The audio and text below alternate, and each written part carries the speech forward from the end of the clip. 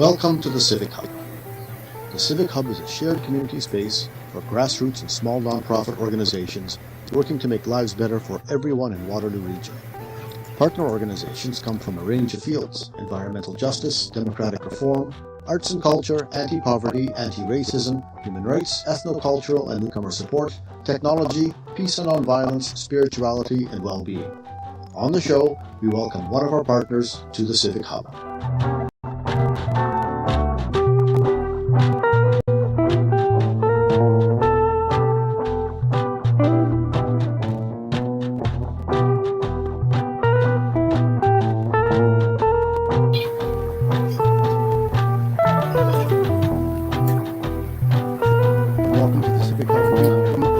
And welcome to the Civic Hub. We welcome Randy and Melanie from t6talk. Randy, Melanie, welcome to the Civic Hub. I'm so sorry. It's Wallace from t6talk.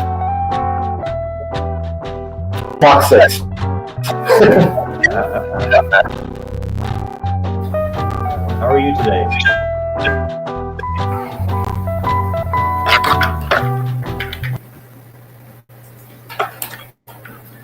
So we welcome Wallace and Melanie from. Hi, Bob. Hi, good to see you. Good to see you as well. Tell me about t6talk.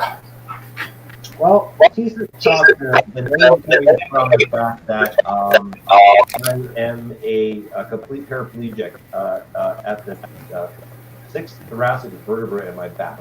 So that's where the name came from, was t6talk.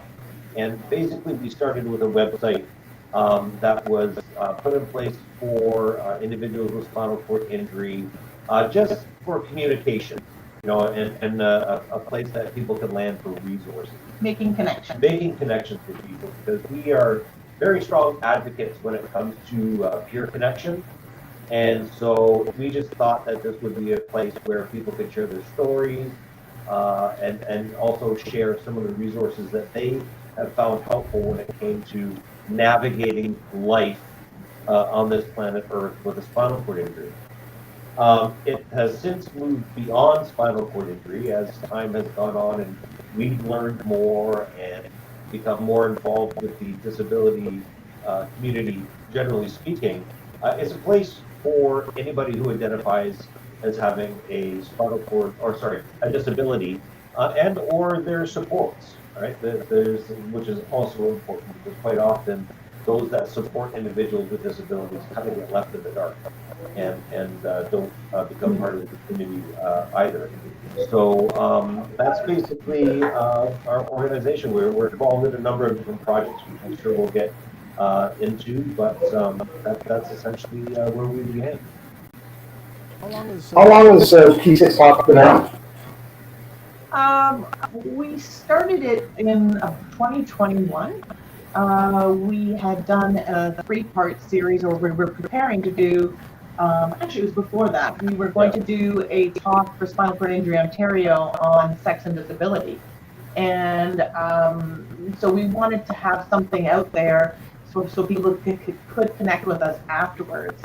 And then we did a 3-part series, so our website grew beyond just a contact page and a home page to having all the resources that it has now, and in reaching out to organizations across Canada and just talking about a lot of different subjects, and generally subjects that not a lot of people do talk about within disability community or outside of disability community. So a lot of our conversations revolve around sexual health. I've also done a lot of interviews having to do with spinal cord injury and periods and menopause and all of those things. So lots of different subjects. And, different aspects of overall body health and awareness. Mm-hmm. And again, like Melanie said, a lot of the stuff that it's very important, but it gets shied away from. So we thought, have to give it a voice. Yep, and we're not afraid to have those conversations. Melanie, how did you get involved? Since the very beginning. So this is, so Wallace is my husband. So this is something that we started together. So this is kind of our volunteerism. So this is where we are putting our work to kind of give back to community. And it's kind of, I end up putting a few more hours in and keeping it going because Wallace is the one who's at his desk working at other things to keep the roof over our head. And food in our bellies. And food in our all those things that bellies, we that's need. right. Yeah. So this has been going on since 2021. So it's just been the two of us, and we're not going to grow it past that. This is not something we ever want to monetize. We just want to be a place for people to land and be able to be a part of the community. And a lot of people that we have talked to, once they start talking, Wallace was going to talk to you about the peer groups that we run every Wednesday. That there's people who have a sigh of relief and are so pleased because they finally have found community. Big difference in talking to people who have been through what you've been through than talking about to friends and family who haven't. They're loving, they support you, but there's something to be said about the shorthand of people living with disability. The lived experience. And the lived experience. Yeah. That common ground that we all share. Yeah. You said peer group. Is that taking place at the Civic Hub? So no, it does not yet. So we have a Wednesday peer group. So every other week we do it with Independent Living Waterloo Region, and on the opposite weeks we do it in conjunction with the Victoria Disability Resource Centre out in BC. So it is Canada-wide, and we have had peer groups where we've had people from the East Coast all the way to the West Coast. They're generally small groups, but that makes for some really great conversations. People are invited to join, and participation just means showing up. So you don't have to have your video on, you don't have to have your microphone on. And there's been people who started that way, and then just one person actually just recently just started putting their video on until they felt comfortable in who we are and what we're doing. So that's been these peer groups are a lovely place for one. It's always nice to have somebody with that shared experience that you can vent, you can share the issues that you're dealing with on a day-to-day basis. But it's more than just a session of complaining. It's a place where we can all share our experiences and our resources and our successes. So what we've found comes out of that are a lot of people will come in with their suggestions about, this is what I've done with X, Y, and Z. In order to help me through, or this is a contact that you might want to think of, or this may be a different way of thinking about that situation. There's all kinds of. It's just nice to be able to share those things in moving forward. And we often have topics drawn up for each week, but it's always flexible because sometimes somebody will come on and there's something that's happened in their life, either just before they come onto the Zoom or that past week. And it takes precedence. So if something comes up and somebody needs to talk about something, like, for example, there's been experiences where people have been talked to by people who are supposed to be supporting them and have talked to them about the options of MAID when somebody's actually just trying to talk about their bowel care. And so it's really important to be able to share those struggles and share those frustrations that you're looking for really basic supports, and somebody's maybe suggesting that maybe your deaf would be a really good option. So that's, obviously that's going to take precedence over any subject we've come up with for that week. So really, and we also have really lighthearted conversations. Yeah, from the big to the small. Yeah, so there's also times where we're laughing the whole time that we're having our get-togethers, and they last for an hour and a half each week. And I don't think we've ever stopped talking before the hour and a half. We always have to cut it off because people would just keep on talking. Yeah. That's great. Yeah, exactly. Yeah. How many people are involved? Probably there's generally 8 to 10 people. There's more people than that, but it's just kind of who can come and when can they come. And our network's bigger than that, but not everybody makes it to the peer group. So there's some peers that we connect with in other ways as well. And then we have a whole network that's involved with a national project that we're working on right now called the Sexuality and Access Project. We have a full page on our site that's dedicated to that project. And we'll be having a town hall for that project on June 25th. It'll be a virtual town hall. so that if people don't know about the project, that's a great way for them to find out a little bit more and learn where we're at with that project. We're just finishing up phase 1, and we're looking to move into phase 2 for that project. And actually, on that note about the sexual health part, a lot of what we do seems to come back to the topic of sexual health and sexuality. So, if I may say that in terms of so-called taboo subjects that involve individuals with disabilities, sex and your sexuality is one that you find we come across regularly with our people involved. Not a lot of people in community are really comfortable with talking about sexual health or talking about their sexuality in general. Even the healthcare practitioners that we might go to visit to get support in those areas aren't comfortable. And then you put disability on top of that. And there's a lot of myths and misconceptions in the able-bodied community that people with disabilities don't have sex or shouldn't have sex, or that it's they're not interested. Not just that it's a taboo subject, it should be a non-subject. Yeah, that's exactly right. When you get started into Civic Hub? So that would have been last year. I'm always interested. One of my main things that I do is it's like going down. It's like Alice going down the rabbit hole.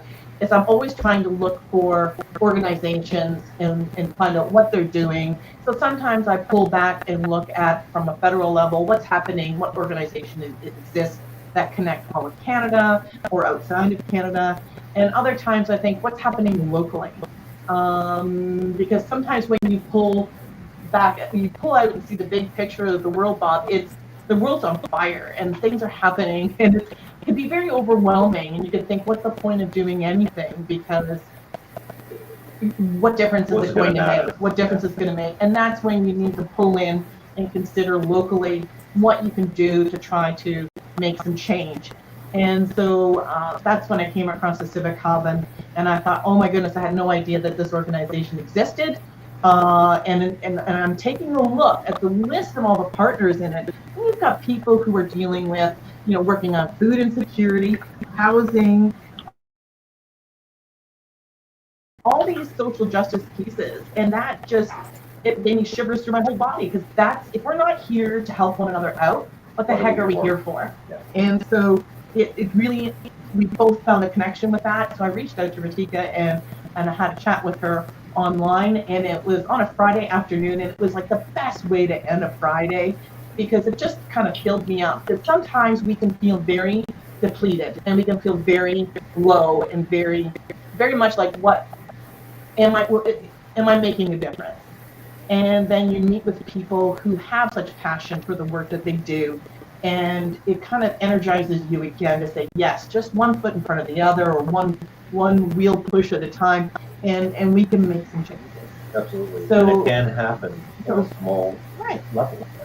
And often that's where it starts. So that's how we got connected with Civic Hub. And the tricky part about having really busy schedules is it's hard to make it to Wednesday lunches during the day. But we always try to connect. So we did make it to a dinner, that they had a dinner a little while ago. So we did go to that. So it was great to be able to meet some of the organizations, some of the people there. So it is an organization that is very important to us, and we would like to, over time, become more and more involved with. And we're going to be doing a presentation to the group in June to kind of tell the other people within that organization who we are and what we do. And that's how you build connections and networking, and it's meaningful connection rather than, we've all been to maybe cocktail parties or things where people are talking and they're saying nothing. It's very like government speak of just talking in like a circle and they're saying nothing. But when you can get together with people who really have something to say and they are putting into action what they're talking about, passion involved. Yeah, then it's so exciting. Yeah. Have you picked up new members from the Civic Hub? I don't really know if we have or not. I know that there's a couple people that we met at the dinner that I know then took a look at our website. I am working on trying to build some of those connections, but it doesn't happen in a minute. anything grassroots, anything like that is going to take time. And we're not huge social media people. We're okay with it taking time to grow these things because it is just the two of us and we're not looking to make it be more than the two of us to kind of to be the backbones of it. So yeah, we do see that when we do go to the lunch and meet with people, we can absolutely see how all of these pieces can come together. We can see the overlap between all of those partners and how we can be there to support one another. So I absolutely, I think Wallace believes this too, that we look forward to the work that we can do with partners with Civic Hub, for sure. Absolutely. I find there's a lot of overlap. Yeah. Yeah. Yeah. Yeah. And that's one of the things that we noticed too, that there's a lot of stuff happening within their own silos. Right. Right. And so and that's what when we were doing the project and when Melanie was making the connections across the country, we noticed that there, like you said, Bob, the overlap, there was a lot of people doing great things, but a lot of people were doing the same thing. Mm-hmm. And so we thought, let's work towards, collecting some of these silos and making it one great big silo as opposed to little tiny ones. Yeah. And if you take a look at even just food insecurity and housing, just two things that I know for sure there are partners in the Civic Hub that they're working on it. And then you see that connection with disability community. And you look at what people in disability community, a lot of our peers are living on ODSP and living below poverty level. So how does that not then connect with food insecurity, with housing, and thinking about accessibility in housing? So there's connections through all of it, and yeah, and how do we judge a community? How do we judge a province, a country? It's how they treat the most marginalized, and are we doing a really good job of that? There's definitely people who are trying their best, but in a bigger picture, sometimes we don't really see how the bigger picture is appreciating what other people are struggling with. Especially in a So it sounds like T6 is a good fit. Yeah. We think so. Yeah. You said you're a small informal group. Where do you get the funding from? There is no funding. There's no funding. So anything that we do for t6talk, so the website, our daughter helped us set up the homepage and the contact page when we first started it, and then she showed me how to do it, so then I built all the pages to that. So running that or keeping that, what do you call that, a domain and the Zooms and all of that, that comes out of pocket. There's no funding for that. The only funding, it doesn't come to us because it's not about money for us. We do have a sexuality and access project that we are working on with Shore Center in Waterloo, as well as the University of Guelph and their SESI department. So, and the phase one has been a lot of donations from friends and family that have gone into helping keep that going. And that doesn't come to us, that goes to the project. So translation services, translating survey things into French, or making sure that students are paid for their time working on the project. So in phase two, we're hoping to get more government funding, but again, that won't be necessarily for us. We see ourselves as kind of like the foster parents of this project, and then we want to see that through to fruition and out in the world, and then we'll take the next project. So we're in a very privileged position that we can do this, and we're able to do this. It's important work, and we don't live big. We have a really small home with two little small dogs, and our dreams are to start a podcast ourselves and go across the country in an accessible motorhome and talk to folks about disability. Yeah, keep the conversation and going. Keep the conversation going. Yeah. But beyond that, we're not looking for T6talk to be something that ever gives us a paycheck. It's a means largely for myself, and I think to a certain extent I can speak for Melanie too, This is my way of paying things forward. Yeah. I mean, I've been using a wheelchair now for 35 years, and I can still think back to when I was, first injured and the help that I got from people. Yeah. And one of the things that is really missing in the way our current system is, particularly for those with acquired injuries, is there's no time in the hospital to really establish connections and community with your your fellow patients that are living through some of the same experiences, like it was for me.